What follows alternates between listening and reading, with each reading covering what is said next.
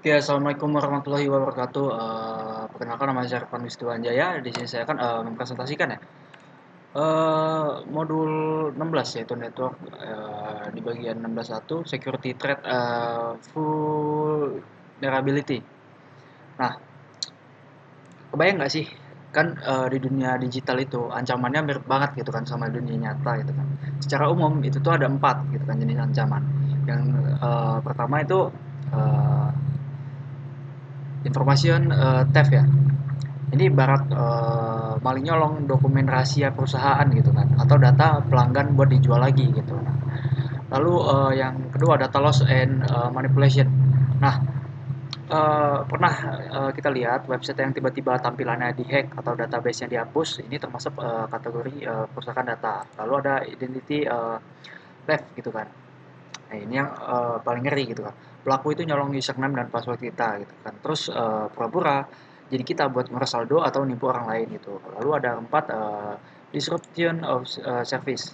Ini ibarat ada segerombolan orang ya yang nutupin pintu masuk toko kita gitu kan. Jadi pembeli asli ini nggak bisa masuk gitu kan. Di dunia IT ini sering disebut dengan serangan DDoS gitu kan, yang bikin server lumpuh. Lalu yang kedua ada type of vulnerability. Kalau tadi kita bahas malingnya, nah sekarang kita bahas jendela yang lupa dikunci alias celah keamanannya. Nah, celah ini dibagi menjadi tiga ya. Yang pertama technological vulnerability ya. Nah, ini murni kelemahan dari teknologinya.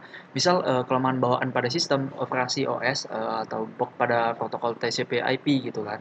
Makanya kita disuruh rajin update atau patching. Nah, kedua ada configuration vulnerabilities. Nah, ini biasanya gara-gara adminnya teledor gitu kan. Misal router masih pakai password default gitu kan, kayak admin 123 atau port jaringan yang nggak kepakai itu dibiar nyala gitu kan. Lalu ada security polisi vulnerability ini terjadi kalau perusahaan nggak punya SOP yang jelas. Jadi boro-boro aman gitu kan. Aturan buat ganti password setiap bulan aja nggak ada gitu kan.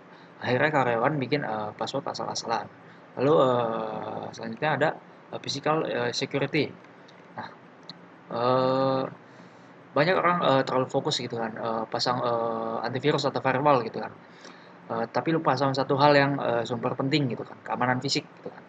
Bayangin percuma password kalian susah ditebak kalau hackernya tuh bisa langsung masuk ke ruang server dan nyabut kabelnya gitu kan.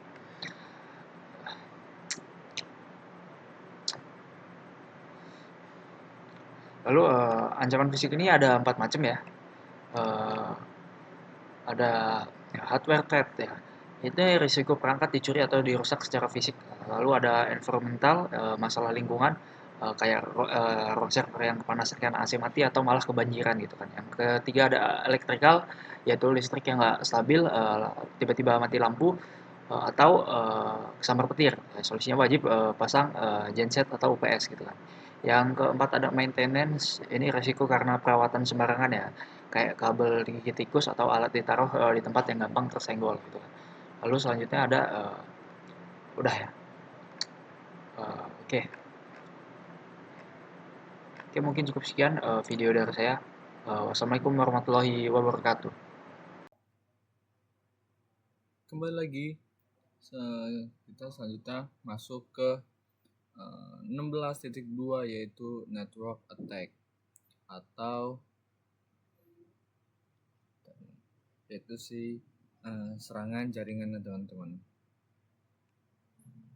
Oke, jadi di bagian saya kali ini yaitu menjelaskan di 16.2 itu tentang serangan jaringan.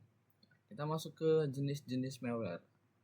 Jadi topik sebelumnya kan udah ngejelasin kan gimana jenis-jenis ancaman jaringan dan kerentanan yang kemungkinan terjadi ancaman tersebut.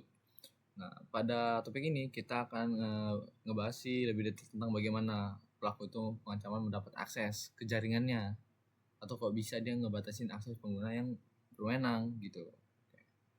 Jadi, malware itu adalah singkatan dari malicious software atau perangkat lunak berbahaya.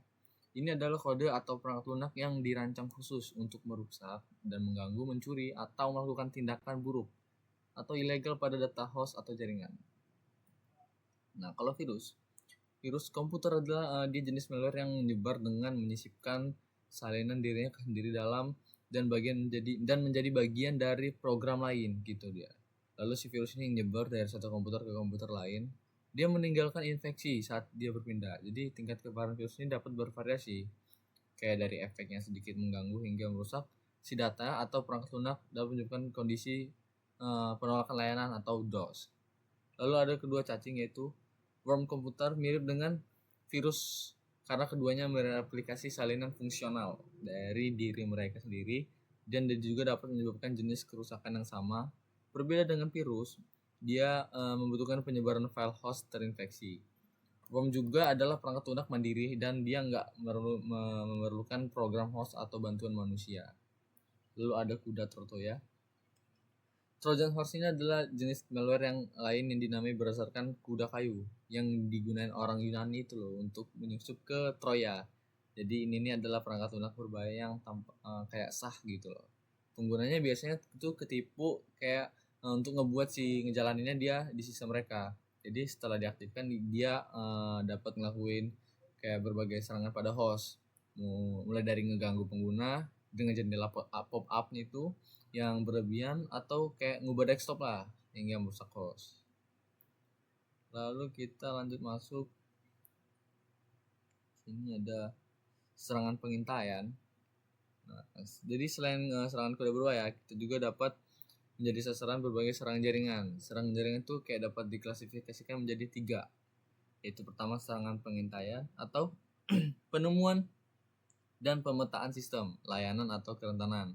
Lalu ada serangan akses yang kedua, yaitu memanipulasi data, lalu akses sistem atau hak akses penggunanya tanpa izin. Lalu yang ketiga ada penolakan layanan, yaitu penonaktifkan atau kerusakan jaringan sistem atau layanan. Lalu kita masuk ke serangan akses. Serangan akses ini dia mengeksploitasi kerentanan yang diketahui dalam layanan autentikasi, layanan FTP, dan layanan web untuk mendapatkan akses ke akun webnya yang basis datanya itu rahasia dan informasinya itu sensitif. Jadi serangan akses ini kayak memungkinkan individu dia untuk mendapatkan akses tanpa izin ke informasi yang tidak berhak mereka lihat. Jadi kayak punya pribadi orang lah gitu. Lanjut kita masuk ke serangan penolakan layanan. Oke.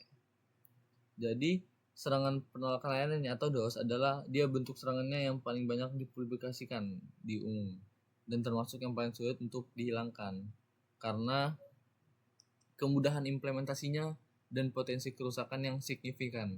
Serangan DOS itu kayak dia layak ngedapetin perhatian dari khusus administrator keamanan, perlu diperhatikan karena serangan DOS ini memiliki banyak bentuk.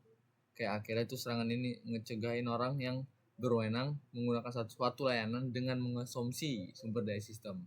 Nah, untuk membantu pencegah serangan DOS, kita selalu penting untuk memperbarui sistem operasi kita dan aplikasi dengan pembaruan keamanan terbaru seperti itu. Nah, ini ada di gambarannya. Seperti itu. Oke, lanjutnya kita masuk ke 16.3 yang akan dijelaskan oleh kawan saya. Assalamualaikum warahmatullahi wabarakatuh. Halo teman-teman, kenalkan nama saya Nandari Samadi.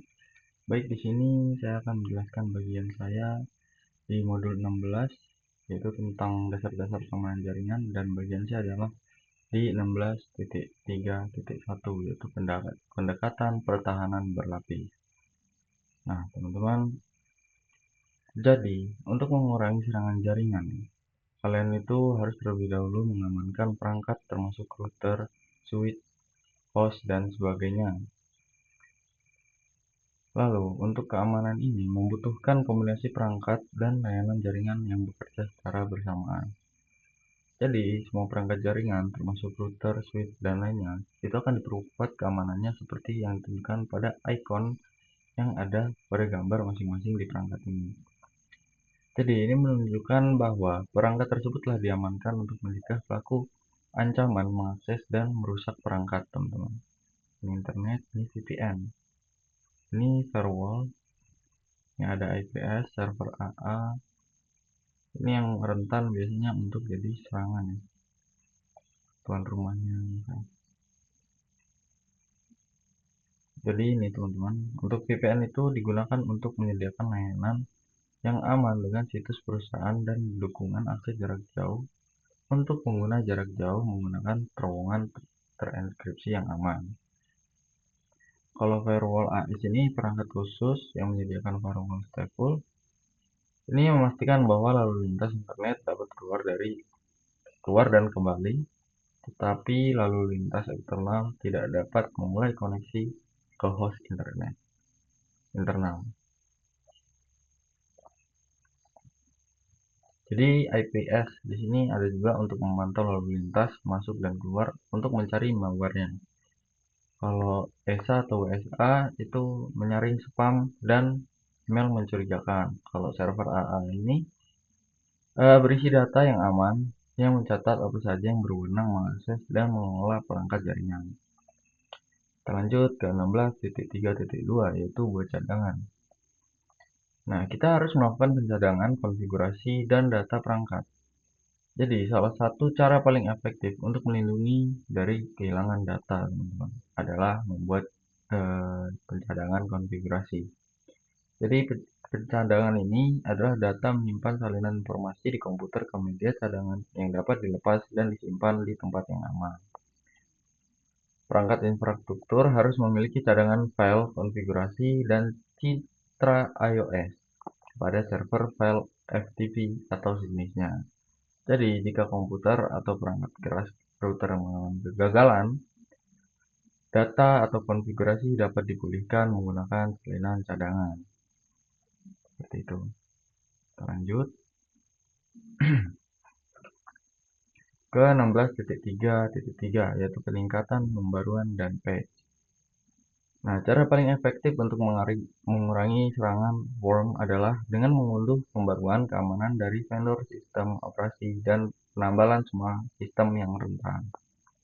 Mengelola banyak sistem melibatkan perbuatan citra perangkat lunak standar yang diterapkan pada sistem baru atau yang ditingkatkan. Namun, persyaratan keamanan berubah dan sistem sudah diterapkan mungkin perlu diinstalasi tambalan keamanan yang diperbarui. Kita lanjut ke 16.3.4 atau 16.3.4 ya. Di sini ada autentikasi, otorisasi, dan akuntansi.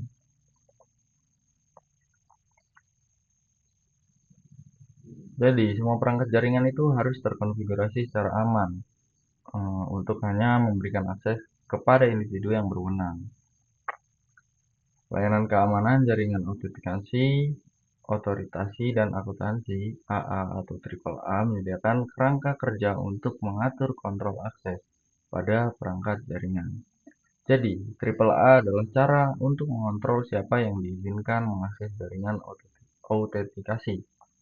Tindakan apa yang mereka lakukan saat mengakses jaringan otorisasi, dan membuat catatan apa yang dilakukan selama mereka berada di sana. Konsep AA ini mirip dengan menggunakan kartu kredit. Ketika kartu mengidentifikasi siapa yang menggunakannya, berapa banyak yang dapat dibelanjakannya, pengguna tersebut dapat dibelanjakan pengguna tersebut dan mencatat barang apa saja yang dibeli pengguna. Jadi di sini ada contoh gambarnya untuk contoh kartu yang dimaksud. Siapakah Anda dilihat dari nomornya. Otorisasi adalah kredit limitnya, berapa banyak yang Anda belanjakan. Lalu akuntansi, kamu membelanjakannya untuk apa. Nah ini tercatat pengeluaran dari pembelanjaan di kartu kredit tersebut. Kita lanjut ke 16.3.5 yaitu firewall. Firewall ini salah satu alat keamanan paling efektif yang tersedia untuk melindungi pengguna dari ancaman eksternal. Firewall melindungi komputer dan jaringan dengan mencegah lalu lintas yang tidak diinginkan masuk ke jaringan internal. firewall ini adalah jaringan berada di antara dua jaringan atau lebih, teman-teman. Jadi dia kayak tembok. Dia mengontrol lalu lintas di antara jaringan tersebut dan membantu mencegah akses yang tidak sah. Misalnya topologi atas pada gambar ini ya, topologi ini. Ini topologi firewall dengan DMZ. Kalau ini pengoperasian firewall ini. Kita lanjut ke 16.3.6 yaitu jenis-jenis firewall. Nah, teknik-teknik ini ada beberapa macam ya. Ada penyaringan paket, ini mencegah atau mengizinkan akses berdasarkan alamat IP atau MAC ya. Terus penyaringan aplikasi, mencegah atau mengizinkan akses oleh jenis aplikasi tertentu berdasarkan nomor port. Penyaringan URL, mencegah atau mengizinkan akses situs web berdasarkan URL atau kata kunci tertentu. Selanjutnya ada inspeksi paket stateful atau SPI. Paket yang masuk harus merupakan respon yang sah. Jadi terhadap permintaan dari host internal. Jadi paket yang tidak diminta akan diblokir kecuali diizinkan secara khusus. SPI juga dapat mencakup keamanan untuk mengenali dan menyaring jenis jaringan tertentu seperti penolakan layanan DOS. Kita lanjut ke yang terakhir ya. 16.3.7 yaitu keamanan titik akhir. Jadi endpoint atau host adalah sistem komputer atau perangkat individual yang bertindak sebagai klien jaringan. Endpoint umumnya meliputi laptop, desktop, server, dan smartphone ataupun tabel perangkat akhir, teman-teman. Mengamankan perangkat akhir adalah salah satu pekerjaan paling menantang bagi administrator jaringan karena melibatkan sifat manusia. Sebuah perusahaan harus memiliki kebijakan yang berdokumentasi dengan baik dari karyawannya. Harus menyadari aturan-aturan ini. Karyawan perlu dilatih tentang penggunaan jaringan yang benar. Kebijakan seringkali mencakup penggunaan perangkat lunak antivirus dan pencegahan intrusi host. Soal keamanan perangkat endpoint ya, yang lebih komprehensif bergantung pada kontrol akses jaringan. Oke, mungkin cukup sekian. Saya akhiri. Billahi taufiq wal hidayah. Wassalamualaikum warahmatullahi wabarakatuh. Oke, saya Rilis Mayangsari dengan NPM 257821000. Di sini saya akan melanjutkan presentasi dari teman saya pada chapter sebelumnya yaitu 16.3 dan di sini saya akan menjelaskan pada chapter 16.4 yaitu device security. Jadi kita akan membahas beberapa device security. Yang pertama ada Cisco Auto Secure, terus password security, additional password, enable SSH dan disable unused service. Nah, yang pertama adalah Cisco Auto Secure. Ini tuh merupakan fitur yang disediakan Cisco untuk membantu meningkatkan keamanan router secara otomatis. Ya, saat router baru diinstal, konfigurasi keamanannya masih menggunakan pengaturan bawaan atau default. Jadi pengaturan tersebut biasanya belum cukup, jadi perlu diperkuat. Nah, gimana dengan memperkuatnya? Dengan perintah Auto Secure. Nah, router akan melakukan konfigurasi keamanan secara keamanan dasar lah secara otomatis. Namun, Auto Secure ini hanya membantu meningkatkan keamanan, bukan berarti 100% aman dari semua serangan. Selain itu juga ada ini password security ya. Di sini merupakan lapisan keamanan pertama pada perangkat jaringan. Nah, di Cisco ini memberikan beberapa rekomendasi nih. Misalnya minimal terdiri dari 8 ya. Minimal terdiri dari 8 karakter, tapi lebih baik 10 karakter. Terus menggunakan kombinasi yang kompleks, huruf kecil, huruf besar, nomor, simbol, dan spasi. Oke. Terus ada tidak menggunakan nama dan tanggal lahir atau kata yang mudah ditebak dan mengubah password secara berkala, serta tidak menulis password di tempat yang mudah ditemukan. Cisco juga menyarankan penggunaan password menggunakan passphrase ya, seperti ini mungkin ya. Oke, selanjutnya ada additional password security. Ini password yang kuat. Selain membutuhkan password yang kuat, Cisco juga ada fitur tambahan. Yang pertama ada service password encryption. Nah, perintah ini kan sering kita gunakan saat hands-on atau saat mengkonfigurasi router ya.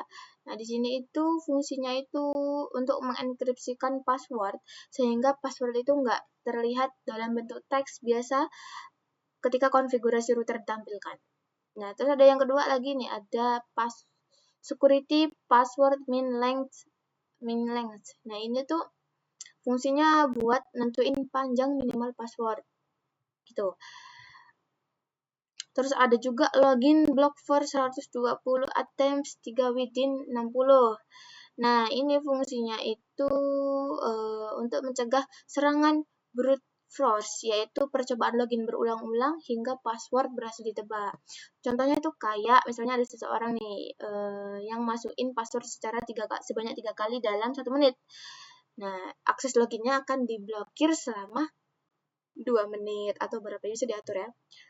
Lalu ada exit timeout, juga ada exit timeout ini fitur yang mengeluarkan pengguna secara otomatis jika nggak ada aktivitas selama beberapa menit.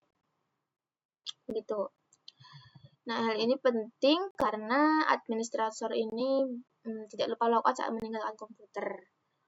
Nah, itu fitur-fitur Cisco ya. Yang selanjutnya adalah enable SSH, yaitu secure shell. Sebelum banyak administrator yang gunain telnet untuk mengakses router dari jarak jauh, telnet ini ternyata punya kelemahan. Jadi dipakailah atau menyarankanlah Cisco ini menggunakan SSH karena seluruh komunikasi akan dienkripsikan sehingga jauh lebih aman.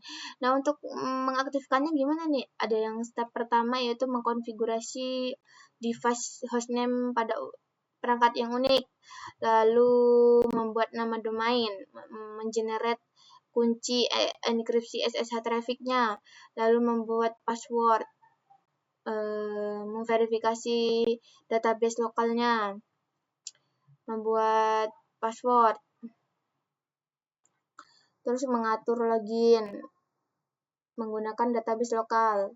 Lalu yang keenam ini mengizinkan akses melalui SSH pada line VTI. Jadi nanti ada konfigur VTI gitu. Nah, di sini nih komen-komennya ada configure terminal, lalu kita beri nama, terus kasih IP domain, crypto key generate tadi untuk modulus 1024. Terus ada username-nya pakai line VTY, login lokal, password, SSH, dan exit-nya ini namanya enable SSH. Lalu ada disable Uniswitch service yang terakhir nih. Kan biasanya switch sama router ini biasanya memiliki beberapa layanan yang aktif. Padahal belum tentu yang semuanya digunakan gitu kan. Nah, layanan ini yang tidak digunakan ini sebaiknya dimatikan. Karena apa? Karena menghemat CPU dan RAM. Terus mengurangi celah keamanan juga, lalu mencegah penyusup memanfaatkan layanan tersebut. Contohnya nih, kita menonaktifkan HTTP server kalau nggak digunain, terus menonaktifkan telnet, mengizinkan hanya SSH yang bisa mengakses saat remote gitu.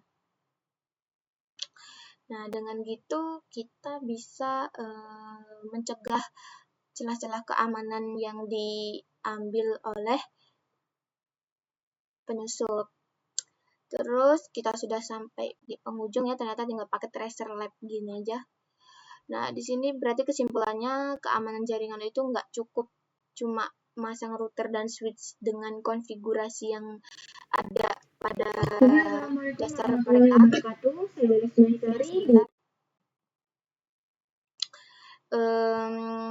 Administrator itu juga bisa melakukan konfigurasi keamanan. Yang pertama ada